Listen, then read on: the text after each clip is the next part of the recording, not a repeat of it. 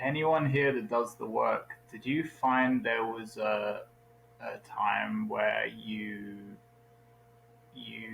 did the work so much that when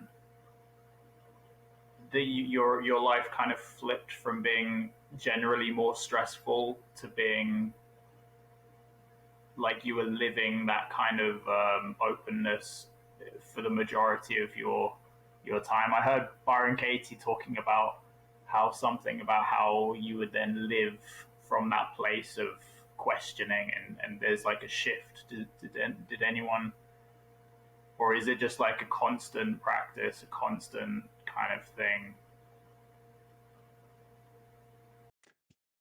Anyone want to share any experience? Yeah, Wendy? Yeah. I've been doing the work for a long time and I've had all of the experiences. I've had some things that I did the work on that I thought this is huge. It's going to take me years to get through it. And then after doing the work once or twice on just a few subjects, the whole concept just simply disappeared from my life. And I've had some things that I think, well, I can just do a quick worksheet on this. And then it just turns into 30 worksheets. And then, and they just don't end. And then I find myself, right, in the middle of driving and thinking, I'm literally, telling my phone to make another worksheet. And there's like a never ending spiral. And a couple of times I've taken it down to the most petty thing, like I don't want to work on that. That's petty. I want to work on the big stuff. So I would spend years working on something huge, and then get to the petty thing finally and give in. Okay, I'm going to do this petty thing, and that's it. The whole thing breaks open, and it's gone. So the mind, it's judging. It's I have the experience that my mind is trying to delay its demise. Good one. Yeah. Yeah. Anyone else want to share?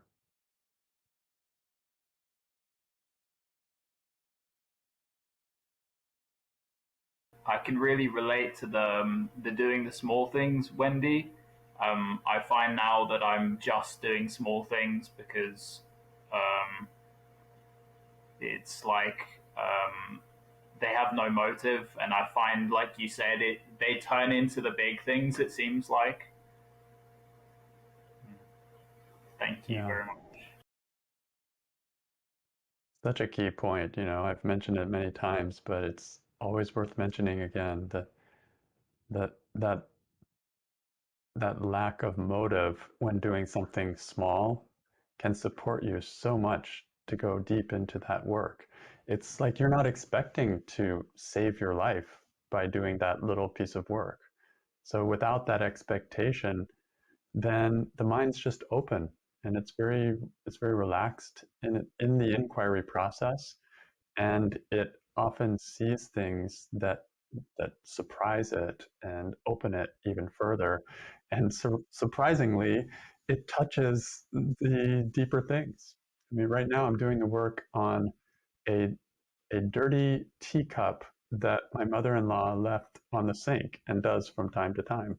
I'm like, wash your dish, and I'm doing the work on this one little teacup, but oh my gosh, it's got everything in there, the whole relationship, the whole everything. So yeah, I agree. Those small things are amazing. Just a couple But of days ago, I did the work on not wanting to get a haircut and wanting to get a haircut with you, Todd, right? yes, nice And so, haircut, by the way. like, thank you. It's like 20 minutes later, I got it's kind of like I came across this, oh, there's a place just I could walk to that does haircuts. And I was able to get an appointment right away. Yeah, once the mind opens. Right. And all the fear of how it was going to look. And I think it looks great. Yeah. So getting back to your question, David, what does anyone else have any thoughts about that kind of kind of shift from being stressed a lot to being lighter, more light as a result of doing the work. Anyone have any experience with that or anything you want to share?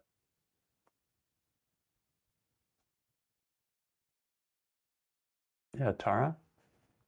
It's what I notice is that I'm like, wow, that sounds really good. So what I'm noticing in response to it is all these thoughts about someday, when like that sounds really nice. And I wish I could say that I've experienced it and I'm kind of all annoyed over here and like, why hasn't that happened yet? And how many do I have to do? And I want to say, how long is it supposed to take? And that sort of. Yeah. So this is the exact opposite of not having a motive in doing the work. This is exactly the trap that is so enticing and so easy to fall into of, oh, wow, Byron Katie describes some pretty cool things and that sounds really nice. And then like, when am I going to be there and how long is it going to take? And suddenly I'm measuring, I'm looking, I'm evaluating. And when I'm doing that, my mind is caught in this I'm not there yet kind of feeling. And so it's just the opposite of doing the work on some petty thing, thinking, who cares? I'll just do the work. Might as well. Got to do something. Might as well do the work. That kind of feeling. It's like very motive free. That's when the thing opens up more often in my experience. But yeah, it's a very pretty picture. Oh wow, no stress or things going really smoothly. And that Anyone else thought have anything? obscures all of the good stuff that I've got from the work because I have had amazing shifts. It's just that thought makes me kind of miss all of that. So That's it. That's it. We paint such a beautiful picture of what it will be like, what it would be like if I were enlightened, if I was free, if I was completely stress free.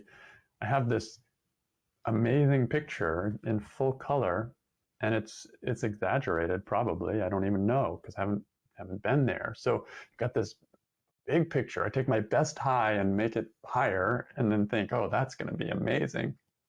And then everything else gets diminished as a result of it.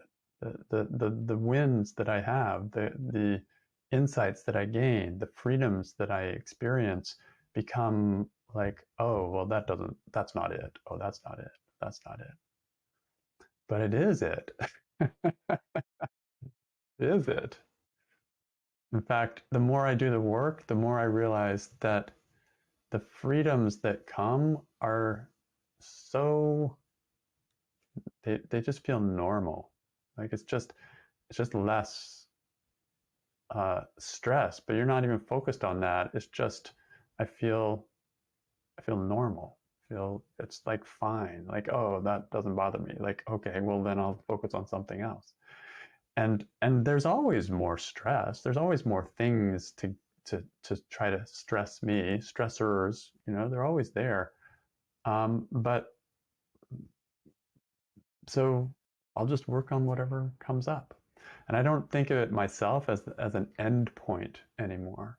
I used to think like I'm going to get to a certain place where I'm done, like my work is done and I'm just going to be sitting in freedom. The way I think of it is I'm constantly growing and I'm constantly evolving, and the freedom continues to grow and evolve. And so I just become freer and freer and freer and freer. And I don't worry about getting to a point where it's all free. Like, how do I define that anyway? It's just like a trap for my mind. So I just don't go there anymore.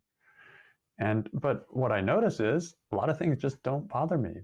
Things water rolls off my back like a duck. I just don't.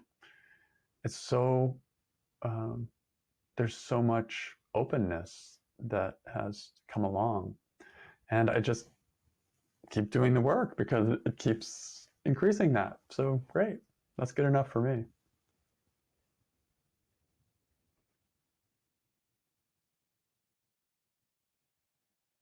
that helped me realize, I was thinking, if you're making progress, right? Let's say you're on a treadmill and you gain the strength to be able to walk at a normal pace. The only way you continue to notice that is if you just continue to walk at a normal pace. You just up it a little bit, and then you're stressed again. You know, it's like it's a new challenge, or you tilt it up a bit.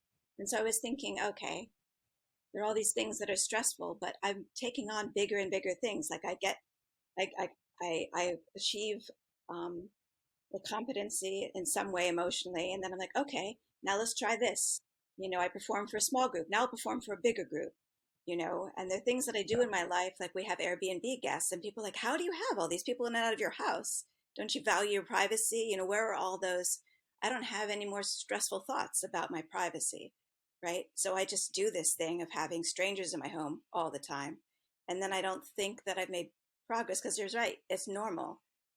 And because I've taken on the next thing, you know, I'll have a really annoying stranger in my house now. You know, it's like, and then that'll challenge me. And then I'll think, look at me, I'm so judgmental. And it's like, what do you mean you had 40 other people and this one's just pushing you a little bit more? And now that's why they came into their life, because before you would have just like kicked them out. But now you would, you know, so it's a thank you for that, because it's, you know, it's rare that we don't want to go the next step, you know, that we want to climb the next mountain, or we want to do the next thing.